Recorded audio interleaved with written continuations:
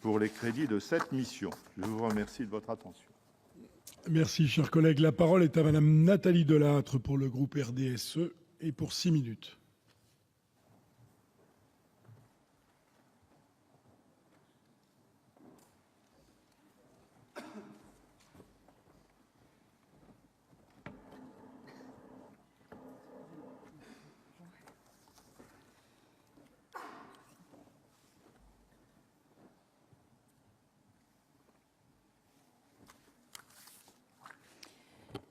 Monsieur le Président, Madame le Ministre, mes chers collègues, c'est à la fois avec beaucoup de gravité et d'humilité que je prends part à ce débat sur la mission Travail et emploi du projet de loi de finances 2018.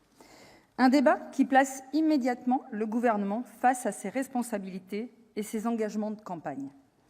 Gravité devant une situation toujours plus préoccupante sur le front de l'emploi. Et pourtant, si j'écoute Bruno Le Maire, nous sommes en passe d'être sauvés par une reprise ferme et solide.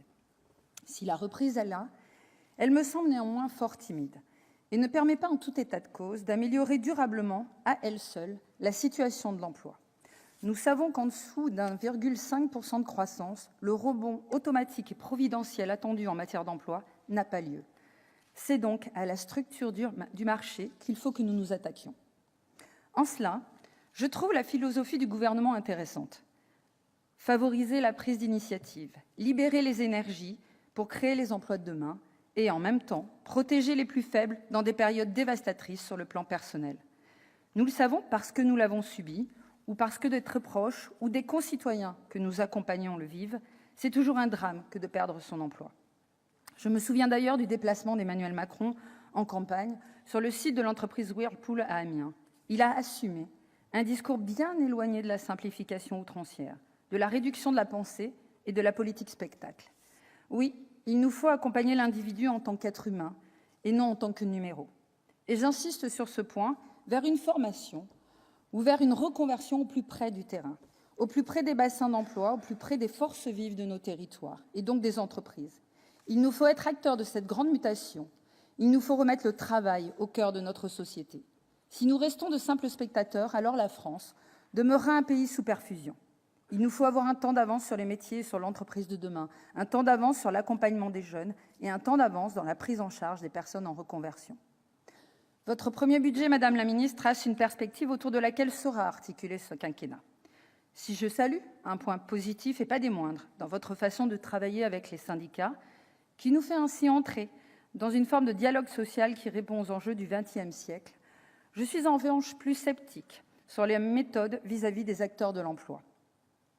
Et même un peu en colère, pour tout vous dire. Car votre gouvernement, Madame la Ministre, a une vision très jacobine, très centralisatrice de l'action publique. La politique de l'emploi ne peut pas se concevoir uniquement dans les ministères. La connaissance aiguë du tissu économique est primordiale. Et qui de mieux placé et de plus compétent, de plus à même de travailler à la définition des emplois adéquats par bassin d'emploi que les acteurs locaux, tout simplement. Il nous faut encourager à travers eux la revalorisation des métiers méprisés alors qu'ils sont largement pourvoyeurs d'emplois. Il nous faut encourager une définition fine et prospective des besoins des territoires et une gestion prévisionnelle territorialisée des emplois et des compétences. Je connais pour cela un outil formidable, Madame la Ministre, créé par Jean-Louis Borloo, nouveau compagnon de route de votre gouvernement, les maisons de l'emploi. Les maisons de l'emploi ne sont pas redondantes avec l'action de Pôle emploi et des services de l'État, comme vous l'avez affirmé. Elles sont au contraire intrinsèquement complémentaires. Quelques chiffres pour vous démontrer, si besoin en était, la pertinence de cet outil. 116 maisons de l'emploi portées par 10 354 communes, avec au total 21 millions d'habitants concernés et plus d'1,5 million d'entreprises partenaires. 149 plis au service de 4 400 communes qui ont accompagné l'an dernier 100 000 personnes très éloignées de l'emploi, dont 45% ont trouvé un emploi durable. Une personne sur deux, Madame la Ministre.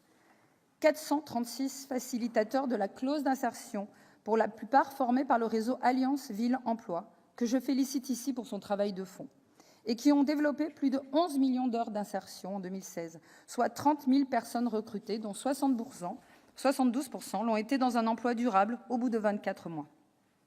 Malgré ces évidences, Madame la Ministre, malgré ces résultats qui ne sont pas une goutte d'eau mais un fleuve, vous avez décidé que leur crédit d'État passerait de 21 millions d'euros en 2017 à 10,5 en 2018, puis à 0 en 2019. Que représentent 21 millions sur un budget total de 15,3 milliards d'euros de crédits de paiement ? D'autant que vous pouvez mobiliser les maisons de l'emploi pour mener à bien votre plan d'investissement compétences. Vous pouvez mobiliser les maisons de l'emploi dans le cadre de la politique de la ville. C'est pourquoi je porterai avec un grand nombre de collègues sénateurs tout à l'heure un amendement qui vise à rétablir le budget des maisons de l'emploi.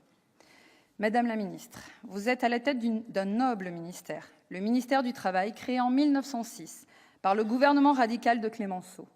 Le Dru-Rollin, devant la Constituante, défendait dès 1848 le droit au travail. Et je le cite, « On a dit le droit au travail, c'est le socialisme. Je réponds non. Le droit au travail, c'est la République appliquée. » Eh bien, Madame la ministre, appliquez la promesse de la République. Faites confiance aux acteurs locaux et aux entreprises. Donnez des gages aux élus du territoire en réinstaurant ce dialogue local et ces crédits aux maisons de l'emploi. Si ce gage n'est pas donné, et en l'état actuel de la mission, vous ne laisserez pas d'autre choix que de voter contre votre budget. Merci. Merci, cher collègue. Pour 6 minutes, la parole est